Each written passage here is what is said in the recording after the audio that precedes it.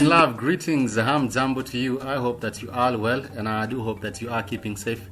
And in every endeavor that you choosing to pursue, you are actually doing it with positivity and a whole lot of optimism. This year, there has been so much happening already, and I know that you are still looking forward to accomplishing too much. This is the African Ways podcast.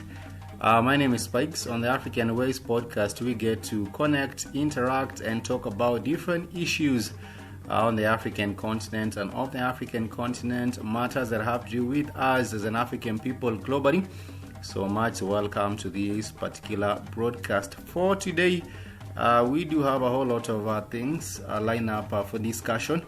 But our main topic for today is on this whole issue of the GMO, all the genetically modified organisms. We are talking about the GMO crops that have been introduced on the African continent, and we do have so many countries that have been slowly accepting or giving a leeway to this introduction of the GMO in their own country. And it begs the question, is there external pressure on African countries to adopt these GMOs? Because some countries, the leaders talk about excess shortage of food, and therefore that is why they are evaluating and are taking up this option of the genetically modified organisms.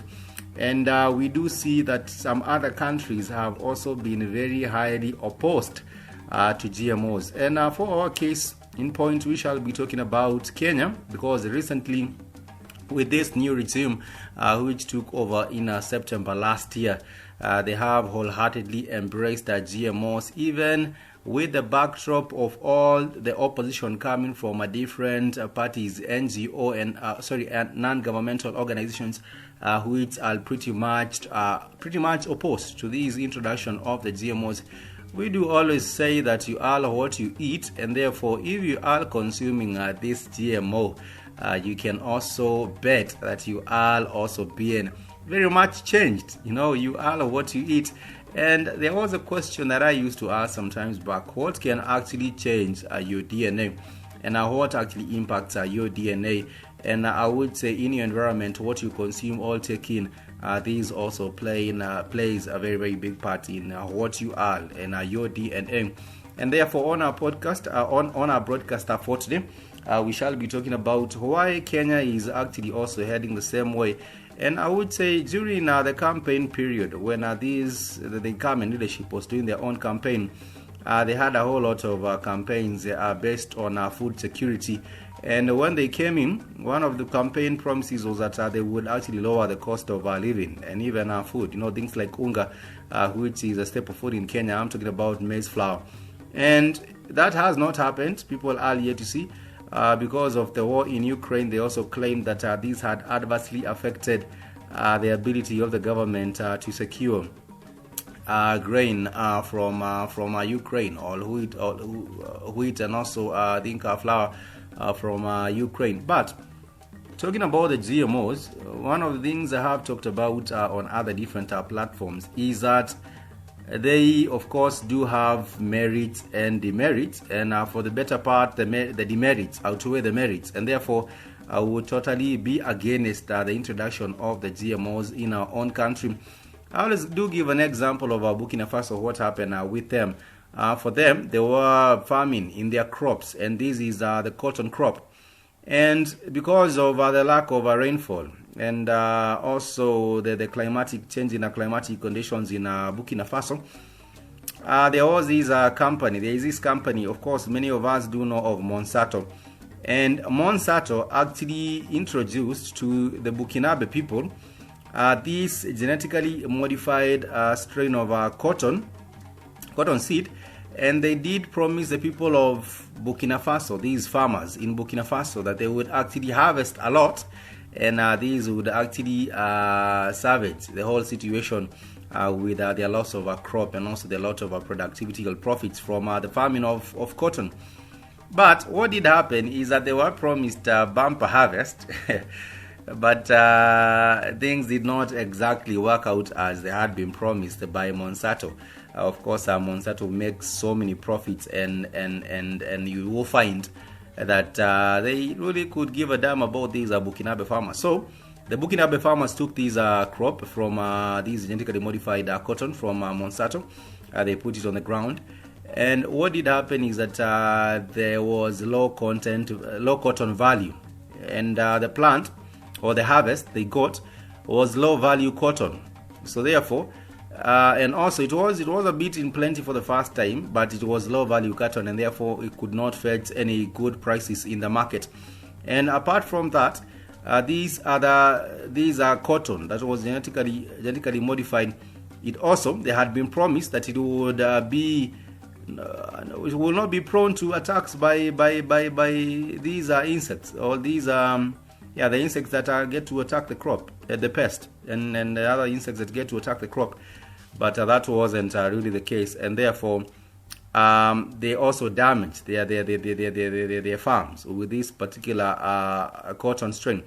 And I would say with that GMO, even the way it gets to pollinate, and also there are so many other demerits, because you might be a farmer that do not want anything to do with this GMO, and your immediate neighbor is a farmer using the GMO, and they happen to spread over into your farm, and you are not for this particular GMO.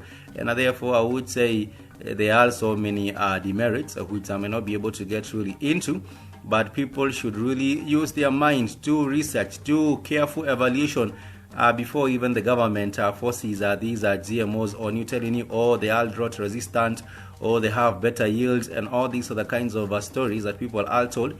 All the farmers in Kenya should be wary of that. Do not just believe it simply because the government told you. In some cases the government has been wrong, and I will not talk about some cases where we have had people getting injected with things like polio, and the government was wrong on that. But anyhow, you need to be very careful. You need to use your mind. Be very, very careful. Do your research before you get to fall into this trap that has been set before you. And for those that are ignorant or like to go with the wave, you really ought to be very, very careful. I would also like to bring to our attention these are move by the powers that be to, of course, also snatch or take away the indigenous seeds from the people and replace them with these other hybrid seeds.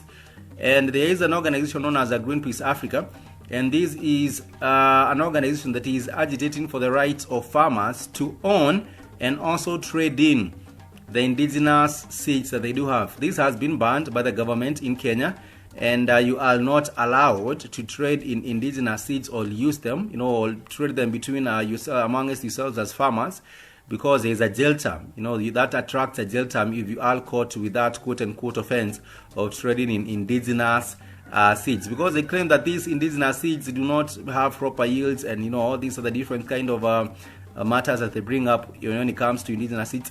But I also do know that if you let the government, to determine that you cannot really plant or trade in indigenous seeds, then whatever is introduced to you, these GMOs and other hybrids, would be what the government has you to use. And they would also now sort of patent some of these seeds, so that you are not even really able to plant these seeds, which were originally indigenous, because now they have been taken over by different companies such as Monsanto or other different companies that are run from by these Western organizations that are so quite powerful.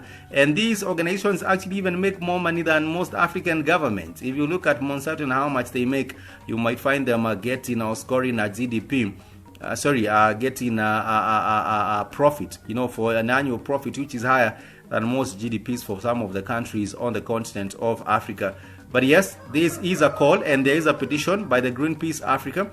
They are calling for farmers to sign up a petition, which will actually make sure that they have a chance to fight back. And this is what should be done. You should actually go to Greenpeace Africa on their socials, on their Facebook. They actually do have that form, or the link to the form where you can sign and put your signature there, so that there can be a petition petitioning the government to drop these punitive laws that have been targeted at their farmers in our great country. And I believe this is not just in Africa. This might also be happening in other different countries. And therefore, please stay woke, And of course, if you can save some of these indigenous seeds, please make sure that you save them, because in the next few years you might find them being very, very hard to trace. Please, if you are in custody of them, please do save them. Please do take good care of these indigenous seeds, because in the next few years you might find things really going all haywire with the control that the government want to have, even in the food security matters. This has been the African Ways podcast. As always, it's a delight to have you just tuning in and conversing with us as well. You can hit us up on our Twitter at the African Ways, and you can also find us on Instagram, African Way Network, and also on Facebook, African Way Network. Till next time, much peace and love. Keep looking out for yourself and yours, and of course maintain that peace. But if anyone tries to test you, please let them know that you're not one to test. Till next time, peace and love. Kwaheri.